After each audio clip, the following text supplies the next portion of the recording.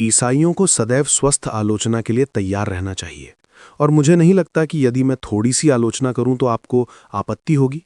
आप ईसाई जो तथाकथित मूर्ति पूजकों की आत्मा को बचाने के लिए मिशनरियों को भेजने के इतने उत्सुक रहते हैं, ये क्यों नहीं प्रयास करते कि उनके शरीर को भूख से मरने से बचाया जाए? भारत में भयानक अकालों के समय हजारों लोग भूख से मर गए, फिर भी आप ईसाइयों ने कुछ नहीं किया।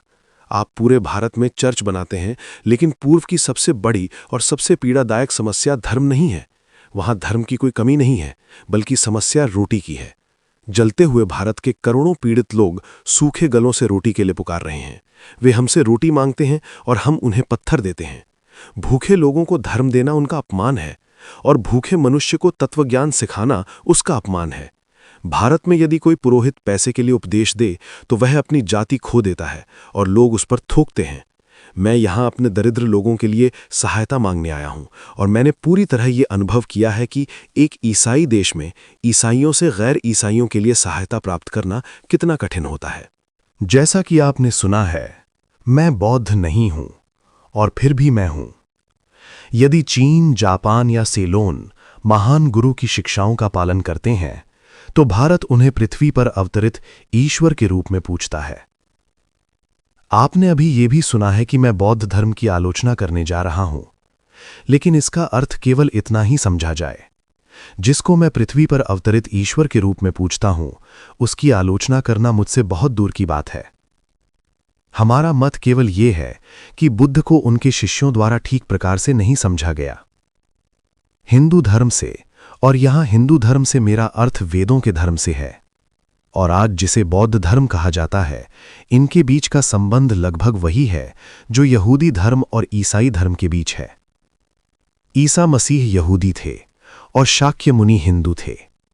यहूदियों ने ईसा मसीह को अस्वीकार किया, यहां तक कि उन्हें सूली पर चढ़ा दिया, जबकि हिंदुओं ने शाक्य मुनि को ईश्वर मानकर स्वीकार किया और उनकी उपासना की।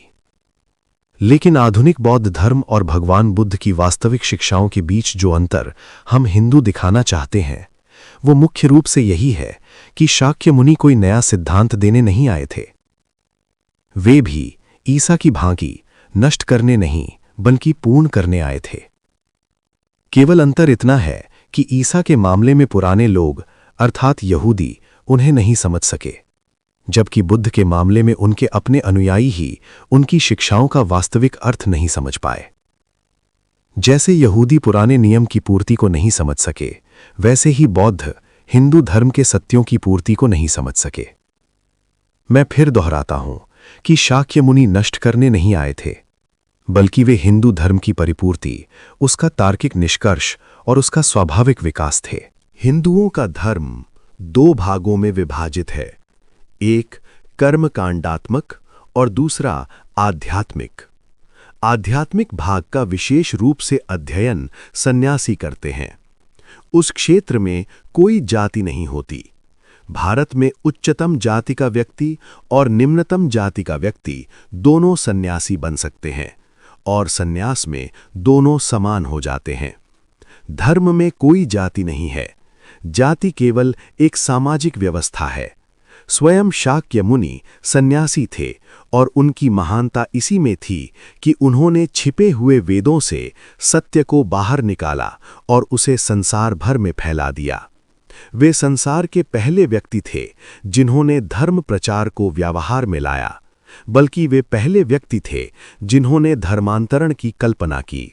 महान गुरु की सबसे बड़ी विशेषता सभी के प्रति, विशेष रूप से अज्ञानी और निर्धन लोगों के प्रति, उनकी अद्भुत करुणा थी। उनके कुछ शिष्य ब्राह्मण भी थे। जब बुद्ध उपदेश दे रहे थे, उस समय संस्कृत भारत में बोलचाल की भाषा नहीं रह गई थी। वो केवल विद्वानों की पुस्तकों तक सीमित थी।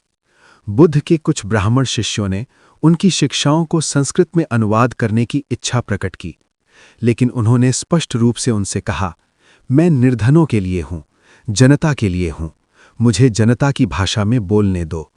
और इसी कारण आज तक उनकी शिक्षाओं का बड़ा भाग उस समय की जनभाषा में ही उपलब्ध है।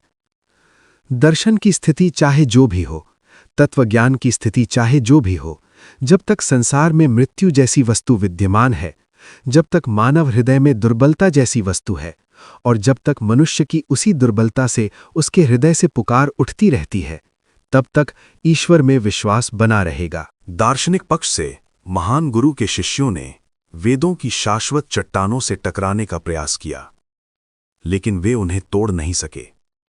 और दूसरी ओर उन्होंने राष्ट्र से उस शाश्वत ईश्वर को छीन लिया जिससे प्रत्येक मनुष्य, चाहे वो स्त्री हो या पुरुष, स्वाभाविक रूप से प्रेमपूर्वक जुड़ा रहता है। इसका परिणाम ये हुआ कि भारत में बौद्ध धर्म को स्वाभाविक मृत्यु प्राप्त करनी पड़ी। आज भारत में जो उसका जन्म स्थान है, ऐसा कोई व्यक्ति नहीं है जो स्वयं को बौद्ध कहता हो। लेकिन उसी समय ब्राह्मणवाद में भी कुछ खो दिया।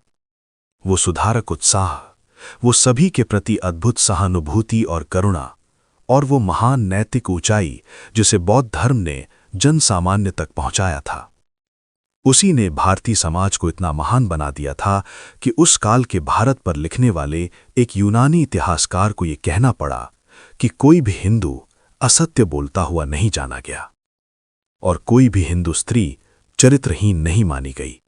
हिंदू धर्म बौद्ध धर्म के बिना जीवित नहीं रह सकता और ना ही बौद्ध धर्म हिंदू धर्म के बिना। इस अलगाव ने हमें ये सिखाया है कि बौद्ध ब्राह्मणों के मस्तिष्क और दर्शन के बिना टिक नहीं सकते और ना ही ब्राह्मण बौद्धों के हृदय के बिना। बौद्धों और ब्राह्मणों के बीच यही विभाजन भारत के पतन का कारण बना। इसी कारण भारत में 300 मिलियन भिखारी हैं और इसी कारण भारत पिछले 1000 वर्षों से विजेताओं का दास बना हुआ है। इसलिए अब हमें ब्राह्मणों की अद्भुत बुद्धि को महान गुरु के हृदय, उनकी उदात आत्मा और उनकी अद्वितीय मानवीय शक्ति के साथ जोड़ना चाहिए। विश्व धर्म संसद अब एक साकार वास्तविकता बन चुकी है और करुणामय पिता ने उन सभी लोगों की सहायता की है जिन्होंने इसे अस्तित्व में लाने के लिए परिश्रम किया है और उनके सबसे निस्वार्थ श्रम को सफलता से विभूषित किया है। उन सभी महान आत्माओं के प्रति मैं अपना धन्यवाद प्रकट करता हूं, जिनके विशाल हृदय और सत्य के प्रति प्रेम ने पहले इस अद्भुत स्वप्न को देखा और फिर उसे साकार किया। उन उदार भावनाओं की उस वर्षा के लिए मैं आभारी हूं जो इस मंच से प्रवाहित हुई है। इस प्रबुद्ध श्रोता वर्ग के प्रति भी मेरा धन्यवाद है जिन्होंने मेरे प्रति निरंतर सद्भाव दिखाया और उन सभी विचारों की सराहना की जो धर्मों के बीच के घर्षण को कम करने की दिशा में जाते हैं। इस सामंजस्य के बीच कभी-कभी कुछ असंगत स्वर भी सुनाई दिए। उनके लिए भी मेरा विशेष धन्यवाद है क्योंकि उनके तीव्र विरोध ने इस व्यापक सामंजस्य को और अधिक मधुर बना दिया है। धार्मिक एकता के साझा आधार के विषय में बहुत कुछ कहा गया है। इस समय मैं अपनी कोई व्यक्तिगत धारणा प्रस्तुत करने का साहस नहीं करूंगा, लेकिन यदि यहाँ कोई ये आशा करता है कि ये एकता किसी एक धर्म की विजय और अन्य सभी धर्मों के विनाश के माध्यम से आएगी, तो उससे मैं कहता हूं कि भाई, तुम्हारी ये आशा असंभव है।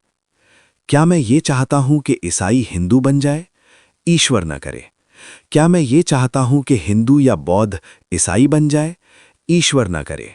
बीज को भूमि में बोया जाता है और उसके चारों ओर मिट्टी, वायु और जल होते हैं। क्या वो बीज मिट्टी बन जाता है या वायु बन जाता है या जल बन जाता है? नहीं, वो एक पौधा बन जाता है। वो अपने ही विकास के नियम के अनुसार बढ़ता है। वायु, मिट्टी और जल को आत्मसात करता है, उन्हें अपने पौधीय स्वरूप में परिवर्तित करता है और अंततः एक पौधे के रूप में विकसित होता है। धर्म के साथ भी यही स्थिति है। ईसाई को न हिंदू या बौद्ध बनना है, न ही हिंदू या बौद्ध को ईसाई बनना है, बल्कि प्रत्येक को दूसरों की आत्मा को आत्मसात करना चाहिए और फिर भी अपनी व्यक्तिगत पहचान को बनाए रखते हुए अपने ही विकास के नियम के अनुसार आगे बढ़ना चाहिए। यदि विश्व धर्म संसद ने संसार को कुछ भी दिखाया है तो वो यही है।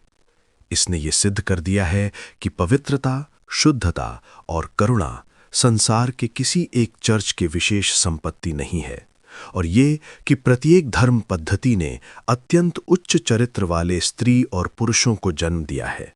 इस साक्ष्य के सामने यदि कोई व्यक्ति अपने ही धर्म के एकमात्र अस्तित्व और अन्य सभी धर्मों के विनाश का स्वप्न देखता है, तो मैं हृदय की गहराइयों से उस पर करुणा करता हूं और उसे ये बताता हूं कि बहुत शीघ्र, चाहे कितना ही विरोध क्यों ना हो, प्रत्येक धर्म के ध्वज पर ये शब्द अंकित हो जाएंगे: संघर्ष नहीं, सहायता; विनाश नहीं, समन्वय; फूट नहीं, सामंजस्य और शांति।